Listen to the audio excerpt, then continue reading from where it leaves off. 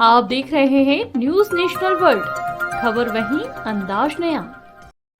इंदौर में रिश्तों को तार तार कर देने वाली एक घटना सामने आई है, जिसमें अपनी मामी के प्यार में पागल भांजे ने योजनाबद्ध तरीके से मामी और अपने दोस्तों के साथ मिलकर अपने माँ को मौत के घाट उतार दिया।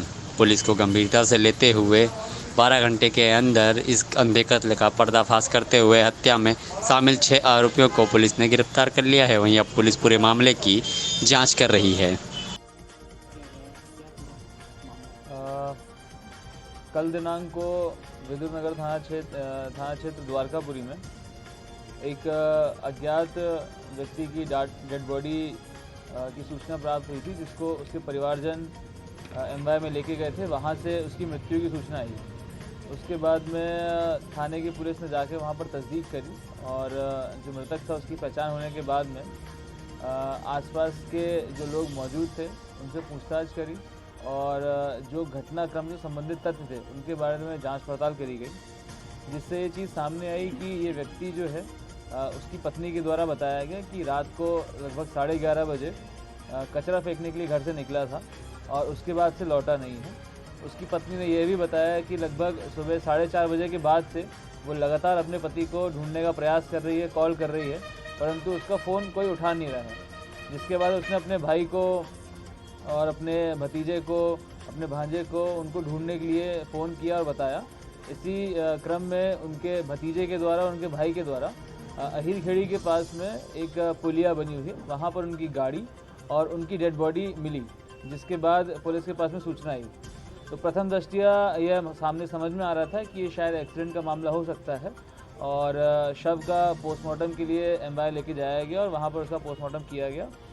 परंतु गाड़ी में किसी भी प्रकार की चोट ना होना और जो घटना स्थल था वहाँ पर एक्सीडेंट के पर्याप्त साक्ष्य न उपस्थित होने पर एक संदेह उत्पन्न हुआ था, जिसके आधार पर आगे विवेचना बढ़ाई गई।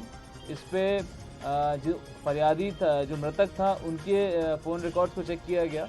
जो उनकी पत्नी थी उनकी फ़ोन रिकॉर्ड्स को चेक किया गया। आसपास के जो उनके घर के लोग रहते थे उनसे बातचीत करी गई, फुटेज को चेक किया गया, जिनके तकनीकी आधार पर कुछ लोगों के नाम संदेह के रूप में सामने आए, जिनसे अलग से बुला करके पूछताछ करी गई।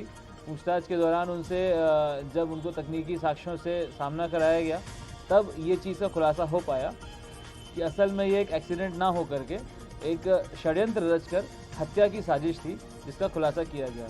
इसमें हत्या में जो मृतक की पत्नी थी उसने अपने भांजे के साथ मिलकर मृतक को मारने का षड्यंत्र रचा था और जो भांजा है उसने अपने दोस्तों को पैसों का लालच दे करके इस हत्या में शामिल होने के लिए राज़ी किया था और 2 दिन पूर्व से इन्होंने प्लान बना करके 2 दिन पूर्व में इन्होंने पूरे घर की लोकेशंस, आसपास कहाँ कहाँ कैमरे नहीं है उनको देखा, तलाशा और रूट्स तय किए कि कहाँ पर जाना है, कैसे डिस्पोज करना है, इन सब चीज़ों पे विश्लेषण किया।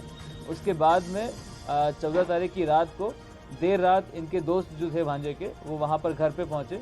उनकी मामी की मदद से सभी लोग घर के अंदर घुसते हैं और उसके बाद में जो मृतक है, जो कि उस समय नशे में थे और सो रहे थे, उनका मुंह दबा करके एक कपड़े से उनके सिर पर एक बड़े से पत्थर से वार किया गया, जिसके बाद उनकी मृत्यु हुई। मृत्यु होने के पश्चात में उनके सिर को एक बोरी या पन्नी जैसी चीज़ से कवर किया गया ताकि उसका खून ना बहे नीचे ज़्यादा, और उनको उन्हीं की एक्टिवा गाड़ी में बैठा करके एक ऐसे रास्ते से जहाँ पर कहीं भी सीसीटीवी फुटेज नहीं थे, वहाँ से ले जा करके एक पुलिया के पास में उनको छोड़ दिया और गाड़ी को वहाँ गिरा दिया। उसके बाद से जो खून से सने हुए कपड़े, चादर, तकिया वगैरह था, उसको एक गुप्त लोकेशन पर जाकर उन्होंने उसको छुपा दिया। पूछताछ करने के दौरान ये सारे साक्ष्य जब सामने आए तब इस हत्या का खुलासा होता है।